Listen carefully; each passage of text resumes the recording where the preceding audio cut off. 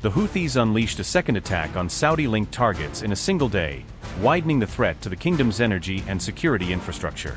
After claiming a drone strike on Aramco's Jizan refinery, the Houthis launched what they called a large-scale missile and drone operation on August 9. Saudi-backed forces came under attack in Yemen's strategic Red Sea port city of Mokha, as the Houthis targeted military positions and weapons depots. The Houthis said ballistic missiles and drones pounded troop concentrations and weapon depots linked to Saudi-backed forces, though their battlefield claims remain unverified. The Houthis claim their Mokha attack killed and injured dozens while causing extensive damage, but an independent casualty count has not been released. Describing the operation as a precise strike, the Houthis claim Saudi personnel were among those hit during the Mokha barrage.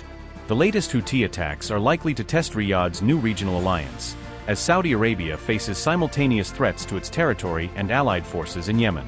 Saudi Arabia's security partners, including Turkey and Pakistan, now face a major test over whether their new defense alignment can deter further Houthi strikes. Yemen's Houthis have been accused of targeting a gas facility in Saudi Arabia's Al Jubail, amid reports of a possible incident at one of the kingdom's major energy hubs. Israeli broadcaster Channel 14 reported that the Houthis had struck a Saudi Aramco gas plant. The claim emerged after reports of a loud explosion was heard in the Jubail region, prompting speculation about a possible incident involving the area's critical energy infrastructure. According to Iranian media, gas facilities in Jubail industrial city had been targeted and subsequently caught fire, though details surrounding the reported incident remain unclear. However, there has been no independent confirmation that Yemen's Houthis were responsible for the reported incident, and the circumstances surrounding the alleged attack remain unverified. Jubail industrial city is one of Saudi Arabia's largest industrial and energy hubs, playing a major role in the kingdom's extensive petrochemical and energy sectors. The eastern coastal city hosts major petrochemical, refining and gas-related infrastructure, making it a strategically important center for Saudi Arabia's industrial and energy operations. Meanwhile, a separate fire was reported at a Saudi Aramco facility in the kingdom's Jizan region, marking another incident involving Saudi energy infrastructure. Saudi Arabia's energy ministry said the fire at the facility was extinguished early on August 9, with authorities bringing the reported blaze under control in the early hours.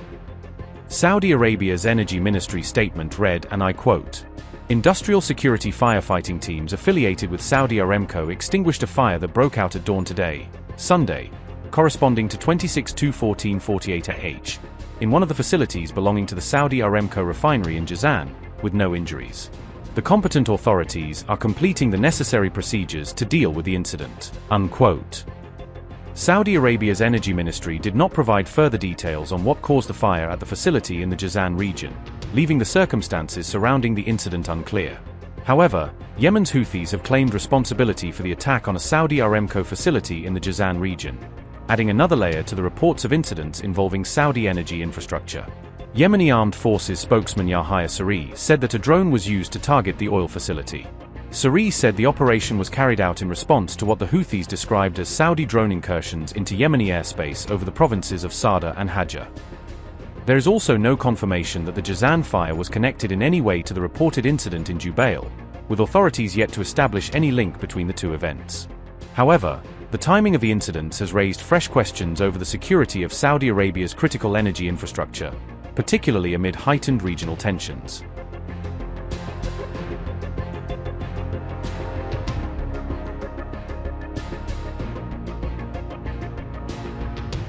Saudi Arabia is reportedly expecting imminent attacks from both its northern and southern borders, according to a Reuters report citing regional security assessments.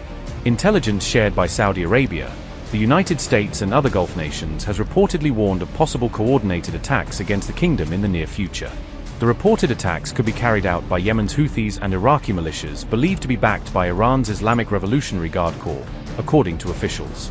A Saudi official said potential targets could include civilian infrastructure such as energy facilities, commercial ports and major airports across the kingdom. Riyadh's decade-long conflict with the Houthis has increasingly become intertwined with the broader regional confrontation involving Iran and its allied groups. Houthi operations in the Red Sea have already disrupted shipping and affected Saudi oil export routes, adding to growing regional security concerns.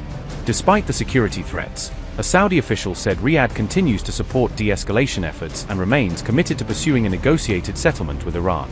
The official also said ongoing mediation efforts between Riyadh and Tehran appear to be moving in the right direction despite persistent regional tensions. Saudi Arabia believes the planned attacks could be intended to derail the diplomatic process and undermine efforts to reduce tensions across the region.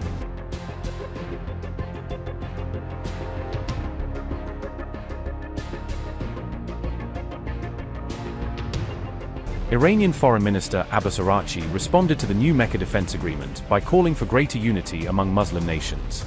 Saudi Arabia, Turkey, and Pakistan signed the defense pact in Mecca as regional tensions and security threats continue to rise. The agreement commits Saudi Arabia, Turkey, and Pakistan to treating an armed attack against one member as an attack against all three. Araghchi said Iran's armed forces demonstrated their readiness, military capability, and strength during the recent war. Abbas Araghchi said, and I quote, "Iran's powerful armed forces have shown their readiness, capability, and might in the face of the world's most expensive military. When Muslims stand together, we can face every challenge by malicious outsiders head-on. Time to rely only on ourselves and embrace true brotherhood," unquote. Former Iranian spokesman Abdollah Ramazanzadeh separately urged Tehran to propose joining the newly signed Mecca defense agreement. Ramazanzadeh called for a broader regional security arrangement that would unite Muslim countries while excluding Israel from the proposed framework. Abdollah Ramazanzadeh said, and I quote, "Iran should propose its accession to the Mecca agreement and welcome this agreement. Now is the time to propose a regional pact without Israel," unquote. The competing proposals come as Saudi Arabia faces growing security threats from Iran-aligned groups across the region and seeks stronger defense partnerships. Saudi Arabia moved quickly to calm Iran after Tehran openly mocked Riyadh's brand new three-way defense pact.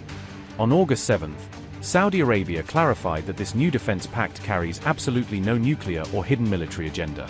Saudi Deputy Foreign Minister Riyadh Krimli stressed that this agreement poses no threat to any single country in the region. This landmark pact was formally signed by Saudi Arabia, Turkey, and Pakistan, aiming to jointly build stronger defense capabilities together. Krimli further clarified that the agreement was never designed to function as a military axis or any kind of sectarian bloc. Upgrade your news experience with the all-new HT app. Download now.